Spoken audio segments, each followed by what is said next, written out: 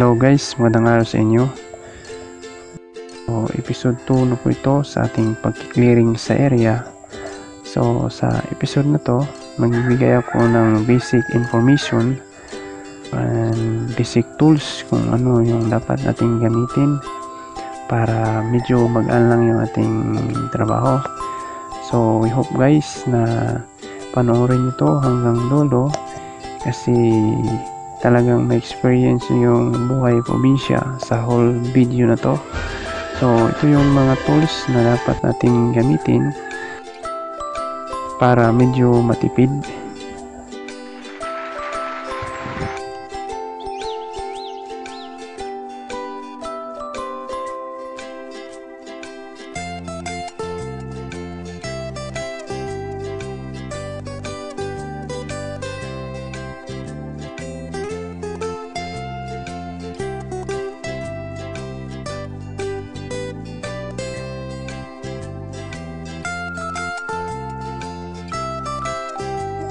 Ito yung palakol na pang hand carry lang. So para to sa mga medyo malaki-laki na puno. Tsaka ito is yung itak. So para din to sa mga puno na maliliit. So yung palakol is hindi ko yun binili. Itong itak nabili ko tong 380. Tsaka ito yung lagraw. So Tagalog words hindi ko alam, so paki-comment na lang sa baba kung anong Tagalog ito. So free lang ito, sponsored sa tito ko. So 3 pieces to, so malaki-laking tulong din yung ating mga tauhan na siraan, so magagamit nila. So ito yung pinakamahal sa kanila, kalawit, pero free mo lang ito makakuha. Saka huwag din kayong magpawala nito kasi ito yung bubuhay sa lahat ng gamitan natin. Ito yung Esmeril or Bisaya is Bayran. So sa Tagalog word di ko din alam, comment na lang din kung anong Tagalog ito. So dapat pagpili ng Esmeril dapat 2 layer. So may black at white kasi yung black yun yung first na pang coating, din pang final yung puti para mas maganda yung kalalabasan. At ito yung demonstration ko kung saan pwede gamitin.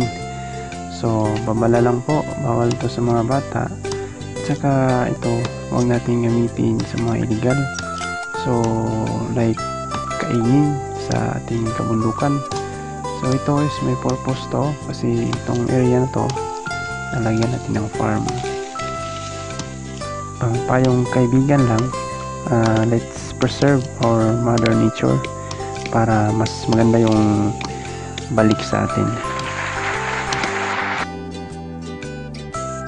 At ito naman yung magka-partner, malaking tulong yung kalawit kasi medyo hindi ka na masyadong yuyuko.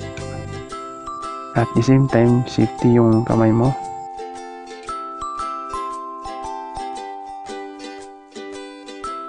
At susunod na gagawin natin is maggagawa tayo ng affordable camping house para medyo hindi tayo mainitan mamaya. Tsaka meron tayong mapahingahan. So enjoy watching guys.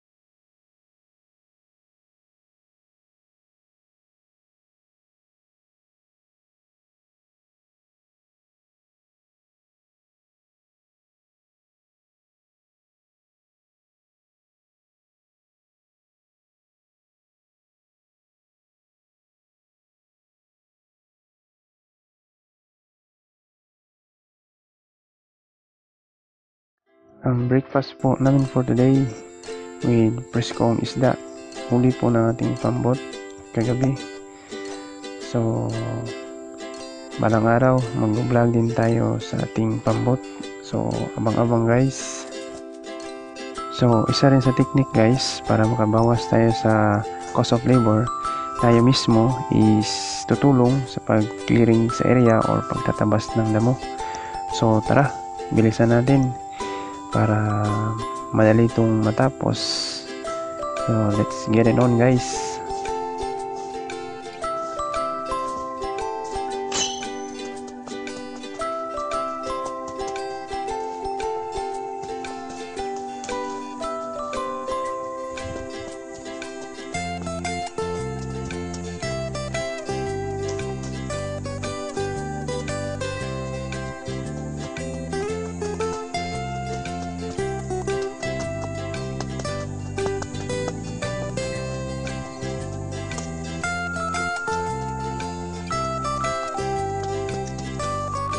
Ito po yung dahilan kung bakit mabilis akong magtabas.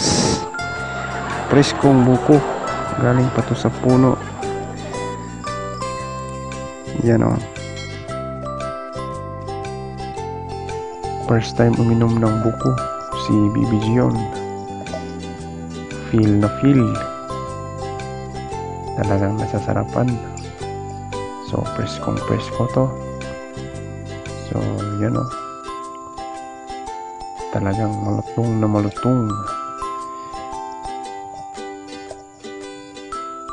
Try nating pakainin si Bibi. Maliit muna.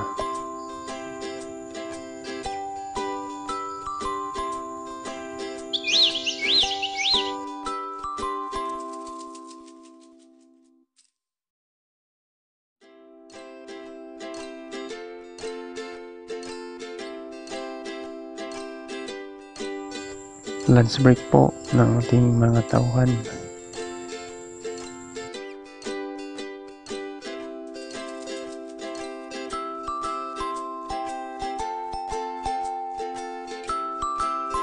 So ito yung update today guys.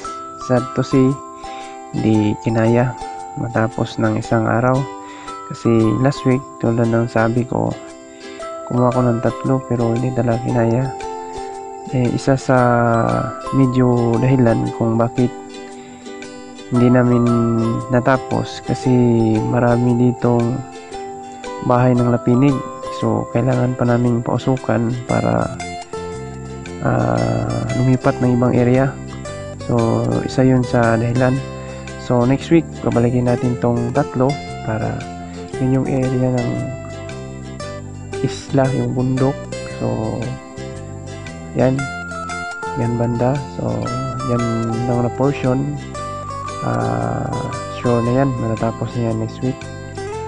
So guys, maraming salamat na dumating kayo dito sa hanggang dulo. So thank you so much. So please help me grow my YouTube channel. So click mo yung subscribe button and kalimpangin mo na rin yung bell button para mas updated po kayo sa susunod na video na i-upload ko, and like and share na rin sa mga kaibigan nyo, and comment din sa baba para mas may recommend tayo ni YouTube sa susunod na video na i-download ko. So hanggang dito na lang guys, abangan nyo yung part 2 nito next week. So pasensya, weekly lang ako maka-update kasi medyo busy din sa trabaho. So next week may part 2 nito, abangan nyo guys. So hanggang dito na lang, hanggang sa muli guys. Ingat po tayong lahat at pagpalain tayo ni God. Thank you.